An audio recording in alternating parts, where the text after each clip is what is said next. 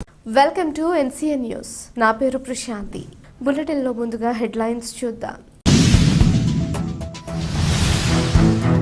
తెలుగు భాష ఔన్నత్యాన్ని కాపాడుదాం. రాష్ట్ర మంత్రి వర్యులు కందుల దుర్గేష్. తెలుగు భాష గొప్పతనం, ఔన్నత్యాన్ని, కళా సాంస్కృతిక వైభవాన్ని ప్రపంచానికి చాటుదామని మంత్రి కందుల దుర్గేష్ పిలుపునిచ్చారు.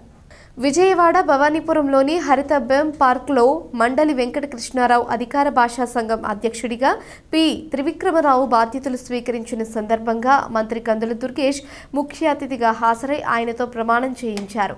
అనంతరం శుభాకాంక్షలు తెలిపారు. ఈ సందర్భంగా మంత్రి కందుల దుర్గేష్ మాట్లాడుతూ మొట్టమొదటి ప్రపంచ తెలుగు మహాసభలు నిర్వహించి తెలుగు భాష కోసం తన జీవితాన్ని దారపోసిన మండలి వెంకటకృష్ణారావు పేరును అధికార భాషా సంఘానికి పెట్టడం, తెలుగు భాష గొప్పతనం, ఔన్నత్యం గురించి తెలిసిన వ్యక్తిని అధికార భాషా సంఘానికి అధ్యక్షుడిగా నియమించినందుకు ముఖ్యమంత్రి చంద్రబాబు నాయుడు, ఉప ముఖ్యమంత్రి పవన్ కళ్యాణ్ కు ధన్యవాదాలు తెలిపారు. పాత్రికేయుడిగా, పుస్తక రచయితగా, విలువలతో కూడిన వ్యక్తిగా మంచి పేరున్న విక్రమ్ పూల అధికార భాషా సంఘానికి అధ్యక్షుడిగా 100కి 100 పాళ్లు అర్హులన్నారు. టీడీపీ నాయకులు టీడీ జనార్దన్, విక్రమ్ పూల కలిసి 1984 ప్రజాస్వామ్య పరిరక్షణ ఉద్యమం సజీవ చరిత్ర అనే పేరుతో పుస్తకాన్ని రాసి నాటి ఘటనలను కళ్లకు కట్టినట్లుగా వర్ణించారని అన్నారు. ఈ సందర్భంగా అధికార భాషా సంఘం ద్వారా తెలుగు భాష ఔన్నత్యాన్ని కాపాడేందుకు అధ్యక్షుడిగా కృషి చేయాలని విక్రమ్ పూలకు సూచించారు.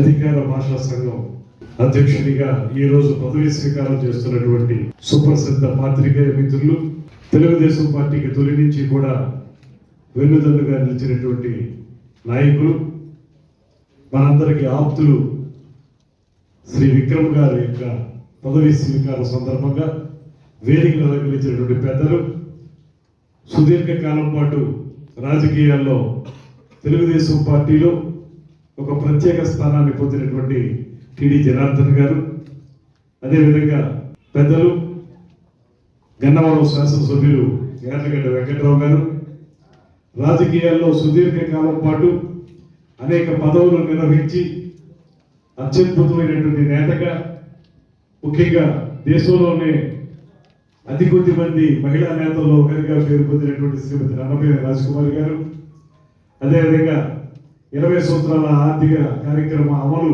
కమిటీ చైర్మన్ లంకా దినకర్ గారు, అదేవిధంగా పెద్దలు పాత్రికేయ సంఘంలో ప్రముఖ స్థానంలో నాలుగు రమేష్ గారు, అదేవిధంగా వేదిక మీద ఉన్నటువంటి గుమ్మడి గోపాలకృష్ణ గారు, నటన, గాత్రం, అదేవిధంగా ఈ మధ్యకాలంలో సంగీతం కూడా ప్రత్యేకంగా నేర్చుకుంటూ 3 విషయాల్లోనూ అధివేశం చేయగా ఉన్నటువంటి శ్రీ గుమ్మడి గోపాలకృష్ణ గారు, అదేవిధంగా సుప్రసిద్ధ రైతు నాయకులు శ్రీ పోతుల బాలకోటయ్య గారు, ఇంకా ఇక్కడికి విచ్చేసినటువంటి 50 మంది ముఖ్యులకు, అదేవిధంగా విక్రమ్ గారి యొక్క సన్నిహితులకు, బంధువులకు అందరికీ కూడా నమస్సుమాన్యాలు తెలియజేస్తూ చాలా సంతోషంగా ఉంది.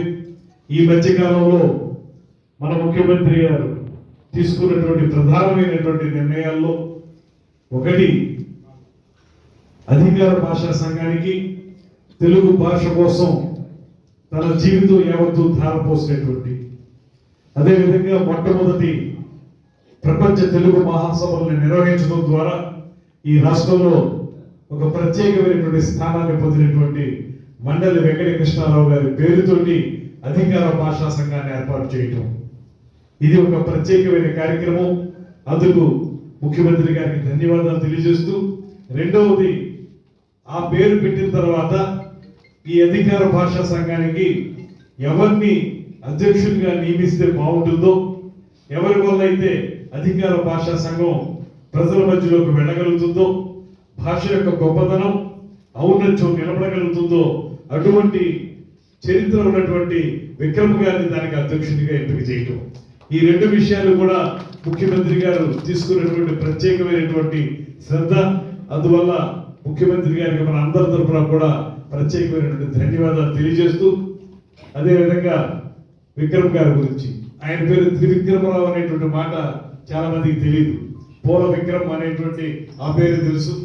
అయితే ఇవాళ నిజంగానే ఒక పాత్రికేయునిగా, తెలుగుదేశం పార్టీకి సంబంధించిన వ్యక్తిగా 2 పాత్రలు పోషించి త్రివిక్రమరావుగా ఉన్నటువంటి ఆయన ఇవాళ ఈ అధికార భాష చైర్మన్ గా త్రివిక్రమరావు అయ్యారనేటువంటి మాటను కూడా ఈ సందర్భంగా నేను మనవి చేస్తూ, సుదీర్ఘ కాలం పాటు పాత్రికేయ జీవితం గడుపుతూ అందులోనూ విలువలతో కూడినటువంటి పాత్రికేయ వృత్తిని ముందుకు తీసుకెళ్తూ, దాంతోపాటు తెలుగుదేశం పార్టీలో ఒక విశ్లేషకుడిగా ఆ పార్టీ యొక్క ఔన్నత్యాన్ని ప్రజలందరికీ తెలియజేసే విధంగా రచనలు చేయడంతో పాటు మరో పక్కన జనార్దన్ గారు వారి యొక్క అపూర్వమైనటువంటి అనుభవంతో జనార్దన్ గారితో కలిసి కొన్ని రచనా కార్యక్రమాల్ని, వ్యాసంగాల్ని నిర్వహించడం, ఇవన్నీ కూడా ఆయన యొక్క నిబద్ధతని, అదేవిధంగా పాత్రికేయ వృత్తిలో ఆయనకు ఉన్నటువంటి విలువల ఆధారిత వ్యక్తిత్వాన్ని మనకు తెలియజేస్తా ఉన్నాయి. ఇందులో భాగంగానే విక్రమ్ గారి గురించి ఎవరు చెప్పినా ఒకటే మాట చెప్తున్నారు. అదేమిటంటే ఆయన చాలా సౌమ్యుడు, వివాద రహితుడు, అందరికీ కావలసిన వ్యక్తి. అన్నిటికంటే మించి రమారమి ఒక 3-4 దశాబ్దాలుగా తెలుగుదేశం పార్టీతోటి, ముఖ్యంగా చంద్రబాబు నాయుడు గారితో కలిసి ప్రయాణం చేసినటువంటి నేపథ్యం ఉంది అనేటువంటి మాటను కూడా తెలియజెప్తున్నారు.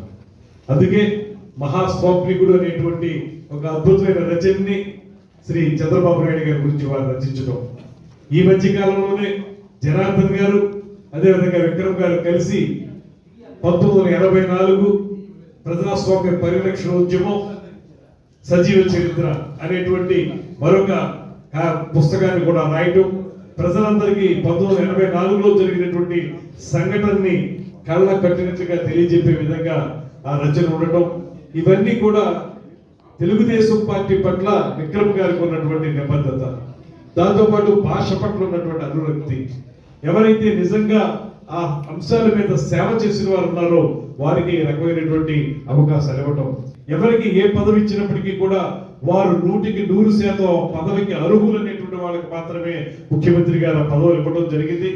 భాష పట్ల అనురక్తి కలిగే విధంగా వారి యొక్క నడవడిక, నడత ఉండాలనేటువంటి మాటని మరొకసారి తెలియజేసుకుంటూ వారికి శుభాకాంక్షలు తెలియజేస్తూ, రాబోయే రోజుల్లో అందరం కలిసి భాషా సాంస్కృతిక విధానాలని ముందుకు తీసుకెళ్ళడానికి సమైక్యంగా కృషి చేద్దామనేటువంటి మాటని మరొకసారి మనవి చేస్తూ, దానికి ముఖ్యమంత్రి చంద్రబాబు నాయుడు గారు చూపిస్తున్నటువంటి మార్గం, స్వయంగా కళాకారుడైనటువంటి పవన్ కళ్యాణ్ గారు చూపిస్తున్నటువంటి విధానం, ఇవన్నీ మనకు మార్గదర్శకత్వం వహిస్తాయనేటువంటి మాటని మరొకసారి తెలియజేస్తూ, విక్రమ్ గారికి మనందరి తరఫున కూడా హృదయపూర్వక శుభాకాంక్షలు తెలియజేస్తూ సెలవు తీసుకుంటాను. నమస్కారం. జై హింద్.